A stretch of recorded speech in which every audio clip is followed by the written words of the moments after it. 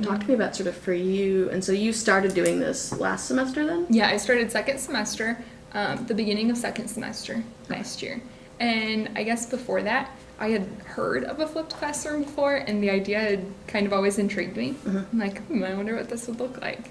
And I decided to go for it.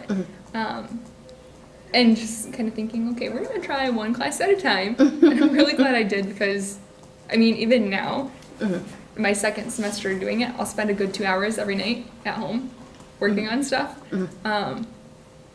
And if I did that in more than one class, I think I'd go crazy. Maybe, like endless work. Right. Yeah. So talk to me.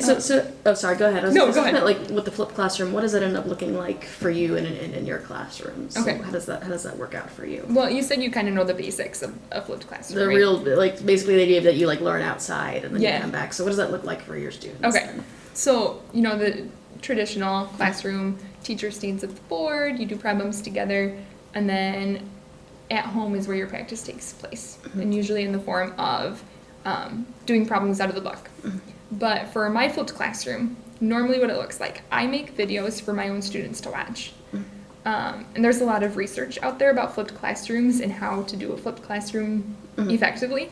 And one of the things is it's a lot better if the teacher makes the videos. Okay. Instead of like Khan Academy, other websites like that. There are videos that are already there, but if the teacher themselves actually make the video, learning and all of that stuff is a lot more effective. Okay. So there's one thing. When the students watch their videos, they usually have probably about 15 minutes worth of videos a night to watch. And when they are watching the videos, they can see the paper that I'm writing on. Okay. And then a webcam image of me in the corner. So they can see me there too. And that's one of the other things about the research that I'd mentioned. Students do better if it's you making the videos, and they do better if they can see you too, instead of just seeing your paper. Okay.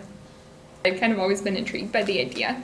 And I just kind of thought of all of the advantages. I thought of the things like I can build better relationships with my students. And already at this point of the year, we've only been in school a week.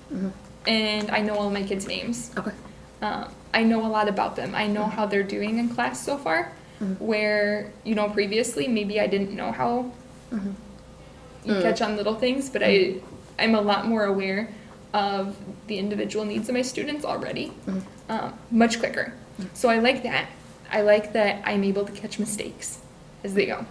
And one of the first days of school, I asked my students, okay, how many of you guys have ever done a math assignment completely wrong? Like every problem you did wrong. And everybody raised their hands. Except maybe like 2 students. It was like, me too. I've done the same thing. I have practiced a math assignment completely wrong before. But you're not going to do that this year because I'm going to catch your mistakes. When I'm walking around, so I'm like constantly walking around. I don't really stand still for very long. But I'm constantly checking in with somebody and seeing how they're doing. And if I see a mistake, be like, hey, you're doing this really well, but you lost a negative here, or you have these 2 steps switched around, things like that. So I'm able to catch their mistakes.